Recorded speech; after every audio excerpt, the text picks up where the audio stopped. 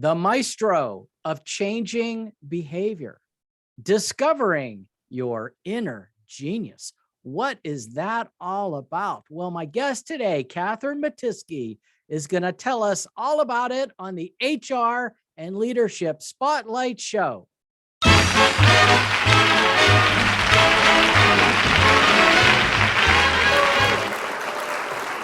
Hi, Chuck. Great to be with you. Catherine, this is exciting. You're in Australia, so you're my very first international interview. You're an author. You've been you're the maestro of changing behavior, which I can't wait to hear all about that.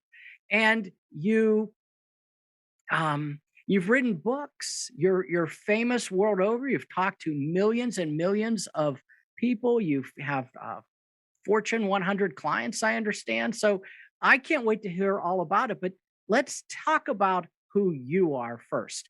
You know, who is Catherine Mattiske, and where did she come from? How did she develop all this, and how did she become the maestro? Well, Chuck, I grew up in Adelaide in South Australia. And for those of you that don't know where Adelaide is, it's down the bottom in the middle of Australia. And my dad was an entrepreneur before the term was even invented. And so I grew up in a household where dad didn't have a 9-to-5 job. So it kind of made sense to me when I went and got a 9-to-5 job that it didn't really fit with me because that wasn't my upbringing. So I started my own business, and my whole purpose was to pay $300 a week rent that I had to pay.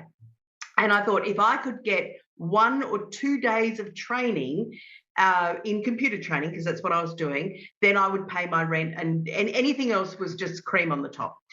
So I had no business plan. I had no idea. I had no clients. So I rang up my friends and said, could I do some computer training for you? Yes. And then that was the beginning of it. I had no intention of actually going into business, none. And after a while, I thought, well, hang on, this is a bit of a secret. I was living in Sydney in Australia, and I thought this is actually kind of easy. Mind you, I had to show up every day and do my computer training. And then I thought, okay, I'd been doing it for a while. And I thought, what could I do with this business? Anyway, fast forward, here I am 27 years later, and I've never did go and get that real 9-to-5 job. I've always had my own business. And now I have met the most amazing people in the world, people that people say, you've met that person? I go, yeah, I know.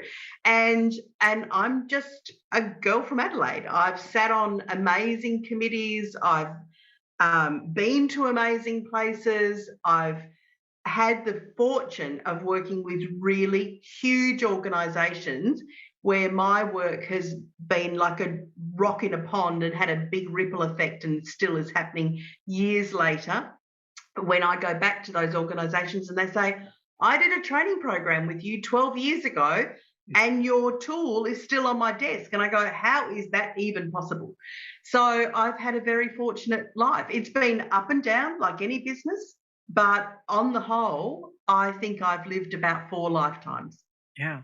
Wow. So that's great, because you discovered something. It took me 27 years to discover. For 27 years, I was the 9-to-5-ish type person, HR director. Then 2 years ago, I decided I'm going to go out and be a consultant. And it's funny, it is the dream, but at first you're like, okay, if I can only make this much, if I can make this much money, $300, I can pay, for whatever I need to. And then I can start gaining more clients and going from there. And you've gained tons of clients, right? So I have 27 years. Tell us about that. The types well, of it's all been, well, Chuck, it's all been word of mouth, really. And I'm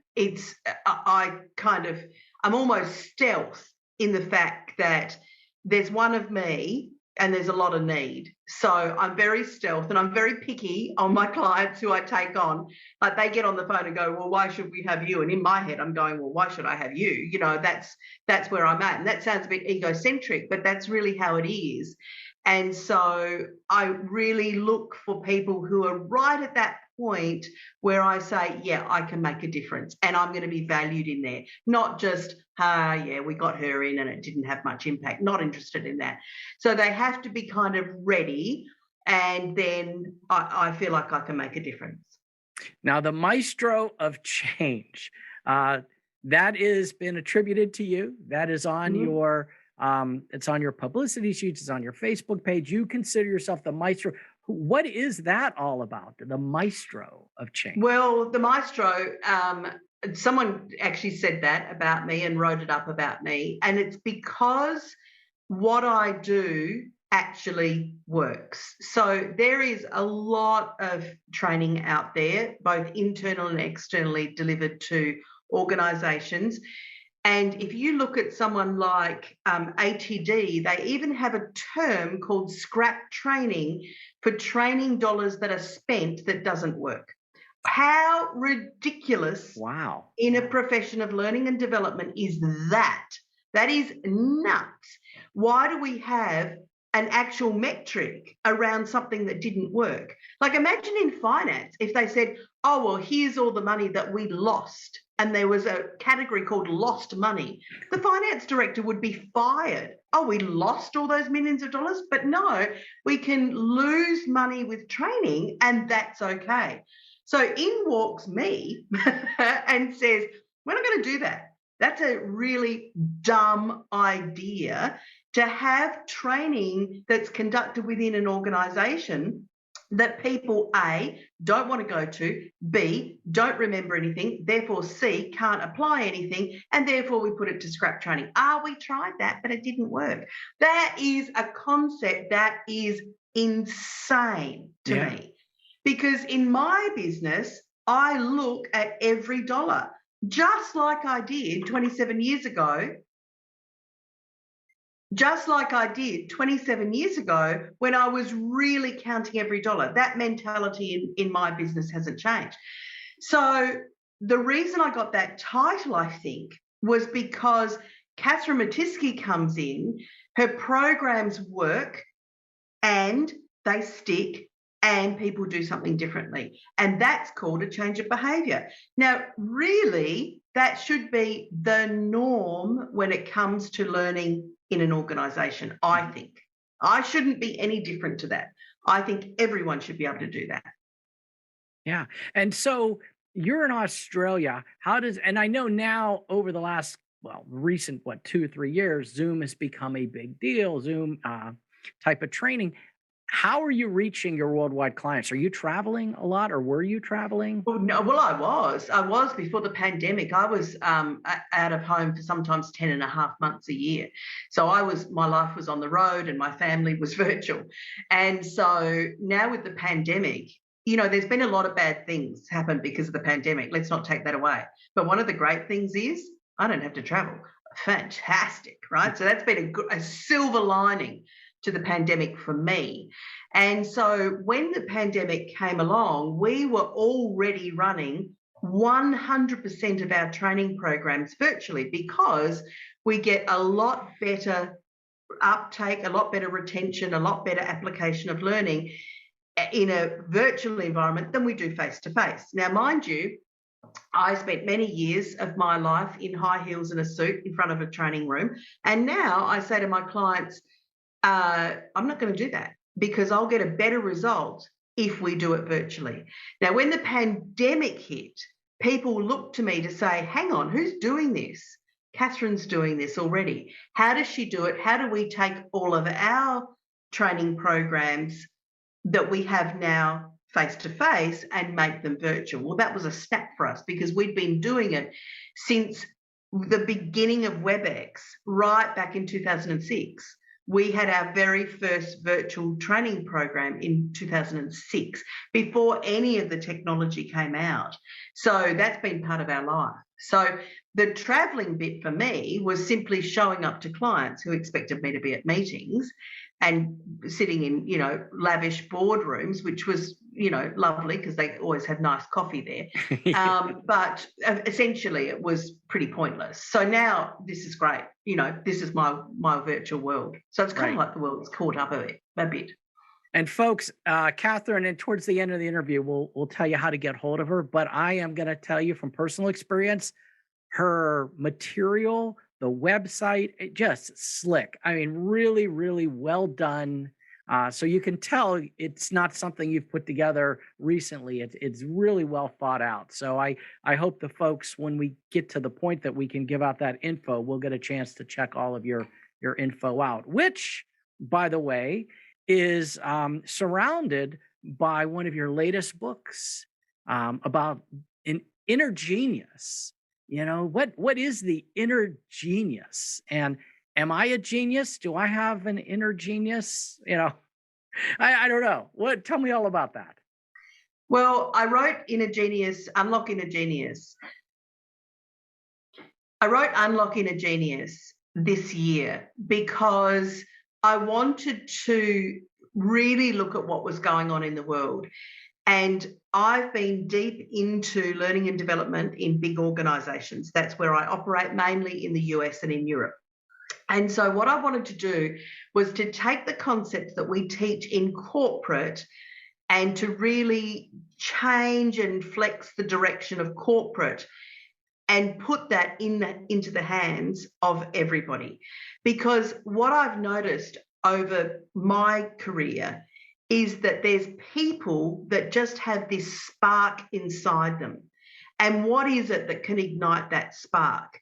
And really, when you're talking about someone's inner genius, you're talking about, firstly, how do they learn best? Like, where is their sweet spot? And we've all got one.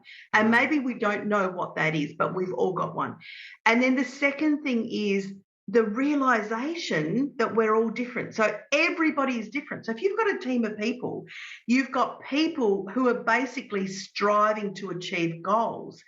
And they're all different. And then how do we connect with each other? And how do we then go about influencing other people? And we're all in that business, whether your team is at home, maybe you're a parent and your team is your family, or maybe you're a senior executive and your team is 100,000 people. We've all got people surrounding us that are all different to us. So how do we break through that and say, this is how I show up in the world, and hook in everybody, not just how we learn and communicate, but people who are different to us.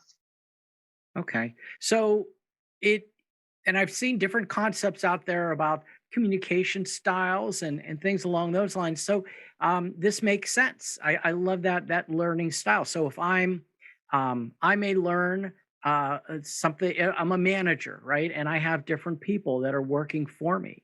And each one of them has a different, I know, communication style, but now you're saying also a different learning style. Do you have words or labels for each one of those inner geniuses, geni? Yes, geni, yes.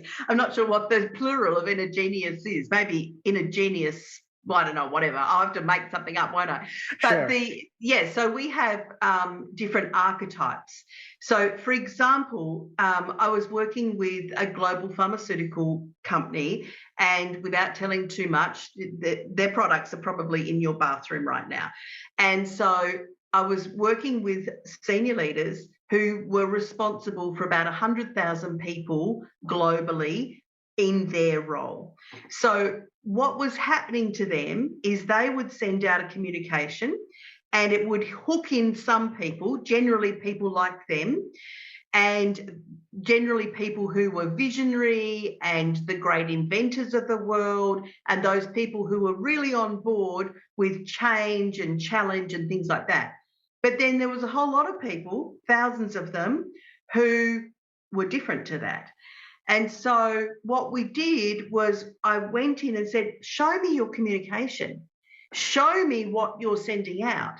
And what was happening is that leader was sending out the message in his natural language, which is the way he learns and the way he communicates. And that's called normal. And so when we did his profile, he came out in the archetype profile that he did online, that anyone can do. We can all do it. And he was called a futurist, and that's one of the archetypes.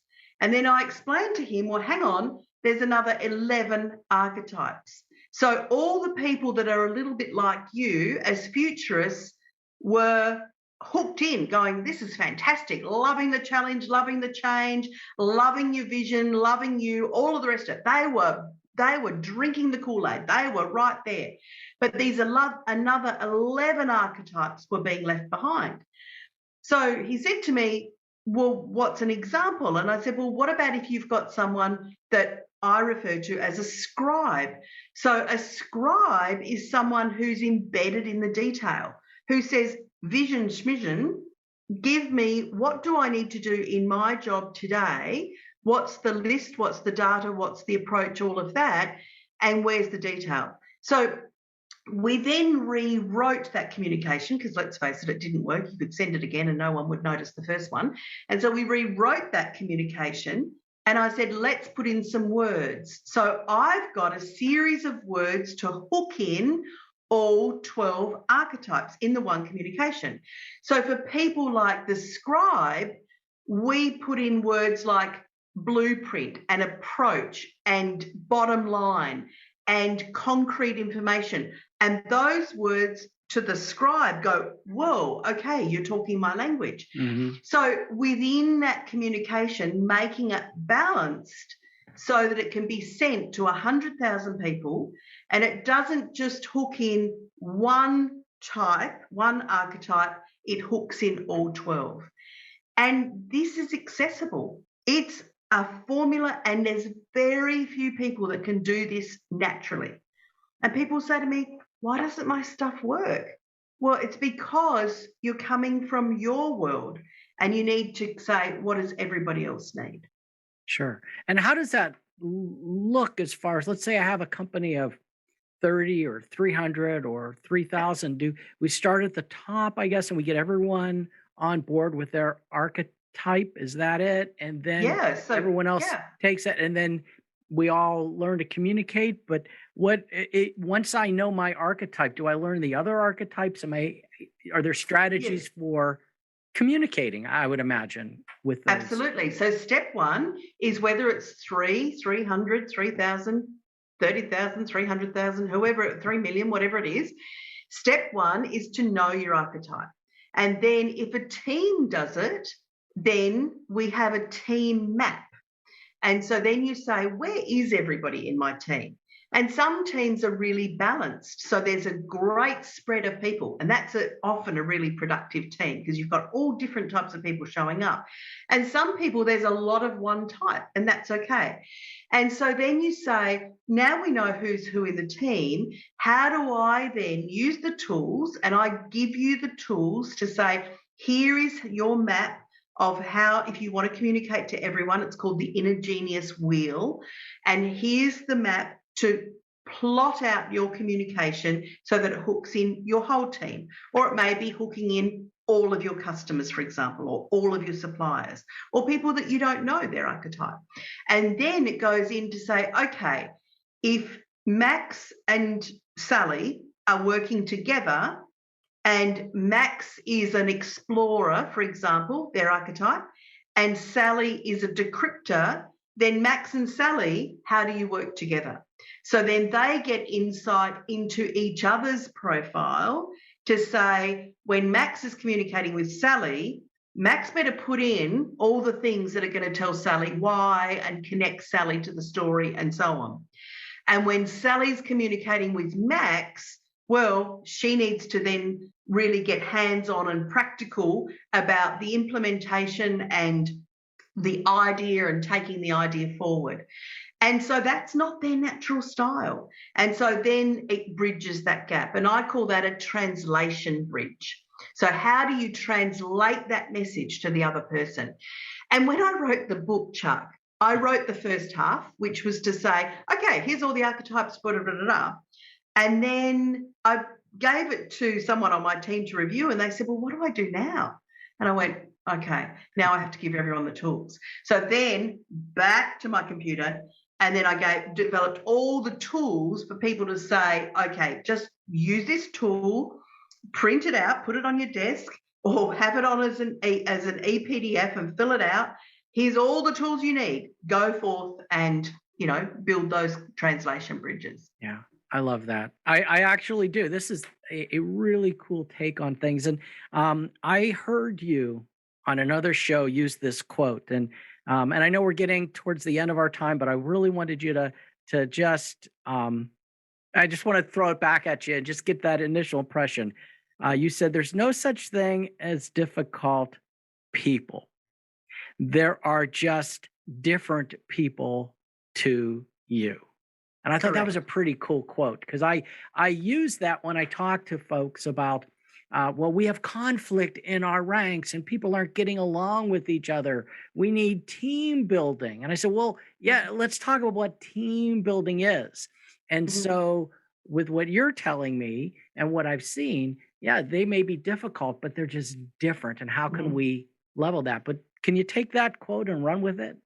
Yeah, look, I've been in so many meetings, Chuck, and you have too, where people just are at each other. And I was working for a biotech company in the US, and I was on this legal project, and it was horrendous.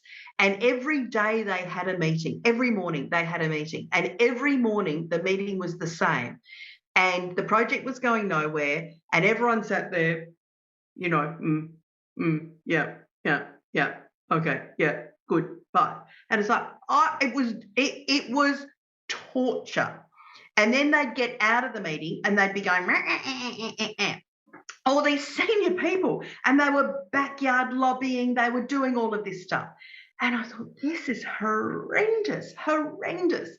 And I think back now, and I think all that was is a whole group of people who were different coming together, but they'd all labelled each other in this group of experts that were coming together on this really important change that was happening within that organisation, which could have affected patients' lives at the end of the day. So that's you and me. Hmm. And they're in a meeting room, antsy and hideous. And when I look at this disconnection in teams, no, singing around a campfire, making out where a group of people lovey-dovey is going to work. At the very essence, those people were different to each other. Yeah. And if we can say, okay, of course we're different, and what is it that you're bringing to the table? Because you have strengths. They were all experts, but they couldn't uncover that expertise and they couldn't uncover who they really were because they'd already decided that as a group they didn't like each other. And so from there, we say, how can we look at these differences in groups as normal and take the intergenius profile, for example, and say, let's get underneath that. What are the drivers of people? And let's start connecting with each other in your way, not in my Yes. way, in your way. What do I need to do to ignite your expertise? Because when you see that, when you see someone talking about something they love, and I love this, they come alive. And when they're talking about things they don't love, then they, oh yeah, all their energy drains out. So it's about finding that common ground. And we all have it if we just take a moment to say, what is driving that person? Who are they underneath them? They have friends, they have family, they go to parties. Hard to even contemplate sometimes that they Right. have people around them that love them, but somebody does.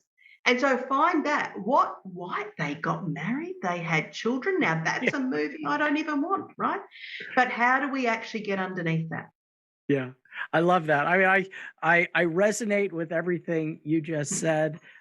Is there anything I've missed, Catherine, that you wanted to tell our viewers and our listeners? Because this is both a video cast and a podcast. Is there anything that I've missed? And then also, how could folks get in touch with you? I think this whole idea around teams are simply people that come together. And sure, they're going to have their differences. And that's called normal. That happens in families, in small teams, in big teams across the board. But it's that ability to connect. And that is not something that we're particularly born with. It's a skill that we have to learn through life, and no one teaches that skill. No one teaches us that skill. We learn to read and write. We learn to sit still in class. We learn all these things, but we don't necessarily learn how to listen. We don't necessarily learn how to learn. We don't necessarily learn how to connect with people that are different to us. And so these things are simply skills. Just like I taught Microsoft Word, 30 years ago, or Excel 30 years ago, that was a skill. This is a skill too, and this is a skill for now. In this world where there's been nothing more important than connection through this little, container that we're doing this video chat on right now. We're all in our little containers. And then as we go back into offices, we're in bigger containers. But there's no more important time than right now to really step out of your comfort zone to say, I can up this. I can do a better job. I can show up as a better me, to be better to the people around me. There's no better time than right now. So that's my message to your, sure. How can folks get in touch with you? World. Now, how could folks get in touch with you, and what would what would that experience be like? So step one, do the profile. Go to innergeniusnow.com, reach out to me on LinkedIn. I'll help you through it. Whatever you need, just shout. I've got a big support team behind me, so just shout for help. And I'm in the Mother Teresa phase of my life. I'm just, giving at this point of my life. So just reach out to me. Beyond Maestro now. That's awesome. Yeah, folks, I'll have all that information in the show notes for you. Catherine Mattiske, I loved having you on the show today. And ladies and gentlemen, did you hear what she said? If your team is not getting along, or they're not getting along fantastically, you know what that's called? That's called normal. That's called normal. So you want to be beyond normal, and you have to check out Catherine's website. I'll have the info in the show notes. Catherine Mattiske, thanks for being on the HR and Leadership Spotlight show today. Thanks for having me.